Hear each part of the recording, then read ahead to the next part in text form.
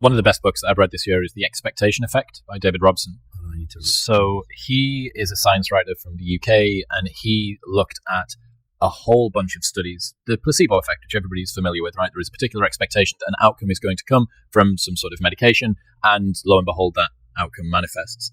He found this across pretty much every area of anything that you care to care about. So my two favorite studies from this, so interesting. He realized that gluten intolerance, self-report gluten intolerance, has increased from 3% to 30% in 10 years. So this is why there's so many gluten-free options on the menu? They've got 30% of the population to serve, yeah, so people need it. And he was wondering, well, what is it?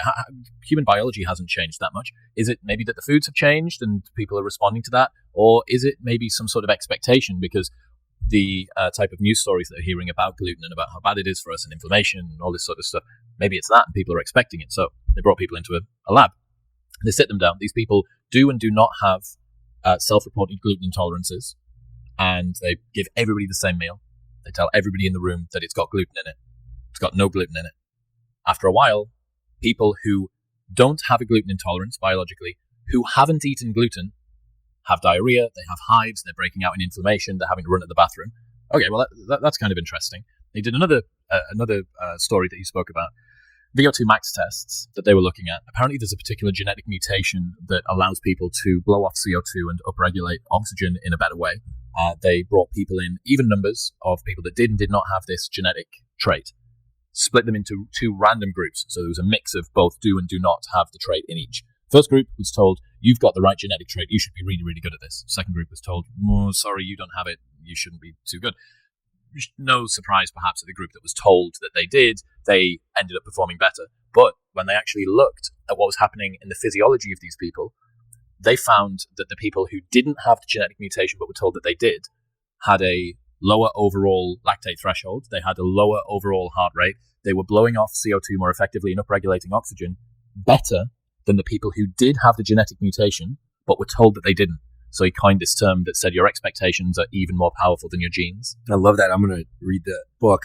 That's a remarkable example. And I think that, a lot these days is being made of epigenetic effects and things, but this is almost in the different direction. This is a psychophysiological response.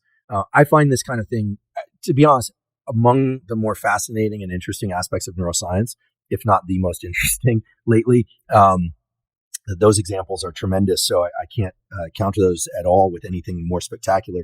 But the work of Dr. Alia Crum at Stanford, she runs the Stanford Mind Body Lab, and she's done simple experiments, but they're really elegant, instructing people, one group, all about the terrible effects of stress. Destroys your immune system, et cetera, et cetera. Other people telling them also true things, but all the positive effects of stress. It sharpens your ability to function, you can remember things better, et cetera, et cetera. You see exactly what you are told, basically. Now, you can't lie to people. You can't tell them things that aren't true. It's just about the subset of information that you get dictates the response you get. And perhaps the most dramatic was they gave two different groups of people, and then they actually each got the opposite condition too, a milkshake. One group is told this milkshake is very high calorie, it contains a lot of fat and sugar, etc. Another group is told the milkshake they're getting is very low calorie, it's very nutrient sparse, etc. Then they measure hunger, so how long it takes for them to get hungry again after ingesting it. They also look at insulin, and they also look at ghrelin, this hormone that is secreted as you get, essentially makes you hungry. It's associated with hunger. There are other things too, but you see exactly what you would expect, which is that people that get the nutrient-dense milkshake are satisfied for longer, their ghrelin is suppressed, and their insulin is higher. You see the opposite in the group that had the so-called low-calorie shake. Turns out it's the exact same milkshake. This is remarkable, right? Because this is not simply the placebo effect. I think it's the placebo effect plus the expectation effect plus a real physiological effect, because that's what you describe as well.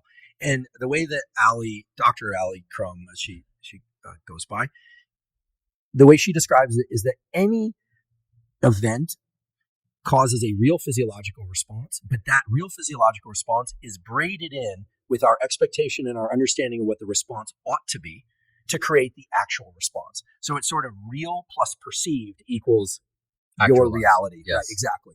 And so I love this kind of thing, as you can tell. I'm eating up the example that you gave. I think it's spectacular because what it means is that, no, we can't lie to ourselves. We can't tell ourselves that, drinking water is going to sustain us just as food would for 5 days. We're not going to be hungry. But to some extent, if one understands that, well, you can survive a long time on just water, Yeah. and you don't need to eat, then you might experience less hunger. That's the way the nervous system works. Well, you can definitely survive longer on just water if you believe that you can survive longer on just water. There is no reason not to believe this. So I was really, really averse to the whole Rhonda Byrne, the secret woo, sending out messages to the universe. And David positions himself very anti that as well in the book. But you can't deny the fact that the positive thinking has a real physiological impact on what you do. He was talking about, they did a study with older people that were past retirement, and they asked them to use, what sort of words do you associate with getting older? And they split these people into two different groups, and the sort of words that people used perfectly mapped onto how long they were going to live. So the people that used the sort of words alone, frail, fragile, injury, death, they were the ones that lived the shortest. The people that said happiness, freedom, liberty, connection, maturity, those sorts of words were the ones that lived the longest. So your expectations can literally impact your longevity. I'm yet to read the book in detail, but I've talked to a guy named Ethan Kross. He wrote a book called Chatter. He's been on the show. Oh, fantastic. Okay. I think that internal chatter world is a very interesting one that neuroscience will eventually have something to say about. I think the most powerful mindset, at least to me, is one that, again, I learned from Alia Crum. This is a mindset that in her peer-reviewed studies of different populations, it's clear exists universally in people in the SEAL teams, but less so, or is perhaps even absent from the general population, sadly. The idea that stress grows you, that challenge grows you, but isn't the only way that you can grow, I think is a very powerful mindset. So, what do you mean by that? So what they did is she surveyed a bunch of different people, different professions, and asked, what's your view of stress? Do you think it grows you, it diminishes your ability, et cetera? So this isn't giving people information, this is asking them for information. And the only group that said stress grows you, the more challenge, the better you get, et cetera. The more stress you experience, the more likely you are to succeed, was this group from the SEAL teams. I don't know if they were new recruits or if they'd been in a long time, but that was the group.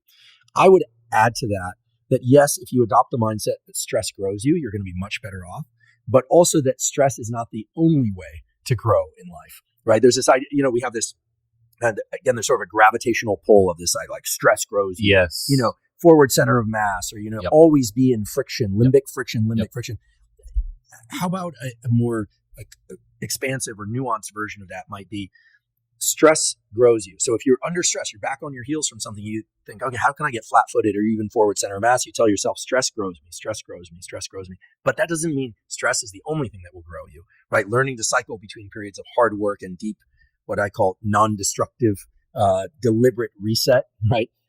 That's what really works over time. I can attest to that. People who just really go out and tie one on in order to recover, you can only get away with that for a few years before your body and mind start to give out, right? So find non-destructive ways to reset, and also adopt the mindset that stress grows you, and adopt the mindset that, there are other ways to grow that don't involve stress. And I think you're set up to have a pretty fantastic life. That's my, simple view of the way these things work.